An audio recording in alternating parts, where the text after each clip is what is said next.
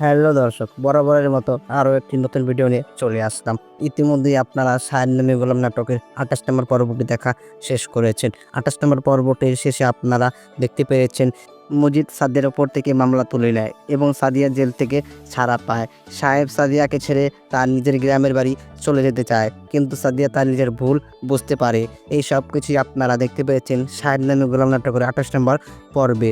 So এখন ২৯ নম্বর পর্বটি কবে আসবে, ২৯ নম্বর পর্বটির মধ্যে কী ঘটতে চলেছে, ২৯ নম্বর পর্বটি কি শেষ পর্ব নাকি পরবর্তীতে আরও নতুন নতুন পর্ব আসতে চলেছে, এই সব কিছু জানাবো আজকের এই ভিডিওর মাধ্যমে। তাই ভিডিওটি ধৈর্যপূর্ণ সহকারে সম্পূর্ণ ভিডিওটি অবশ্যই দেখবেন। আর এই ধরনের তথ্য যদি আপনার আরও বেশি জানার থাকে তাহলে আমাদের চ্যানেলটি সাবস্ক্রাইব করে রাখবেন, কারণ ইগল টিমের সব নাটকের আপডেট সবার প্রথমে আমরাই দিয়ে থাকি। তাহলে চলুন ভিডিওটি শুরু করা যাক। দর্শক, আপনারা সায়ের নামে গোলাম নাটকের ১ থেকে ২৮টি পর্ব খুব দ্রুতই দেখতে পেরেছেন এবং আপনাদের আশা করি অনেক বেশি ভালো লেগেছে প্রত্যেকটি এপিসোড।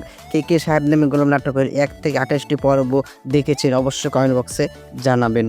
আপনারা সায়ের নামে গোলাম নাটকের ২৯ নম্বর পর্বে দেখতে পারবেন সাদিয়া তার নিজের ভুল বুঝতে পারবে।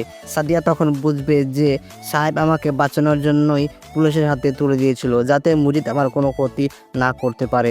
সেই কথা সাদিয়া বুঝতে পারার পর সাহেবকে তার নিজের বাড়ি ফিরে আসবে এবং তার স্বামীর দরজা খুলে দিবে এবং সাহেব ও সাদিয়া আবার নতুন করে সংসার করতে শুরু করে দেবে। আর অন্যদিকে মজিদের তো জেল হয়ে গেছে, সাহেব ও সাদিয়ার আর অন্য কোনো শত্রু নেই। এইসব কিছু হয়ে আপনাদের সবার প্রিয় সায়ের নামে গোলাম নাটকের ২৯ নম্বর পর্বটি শেষ পর্ব ঘটতে চলেছে।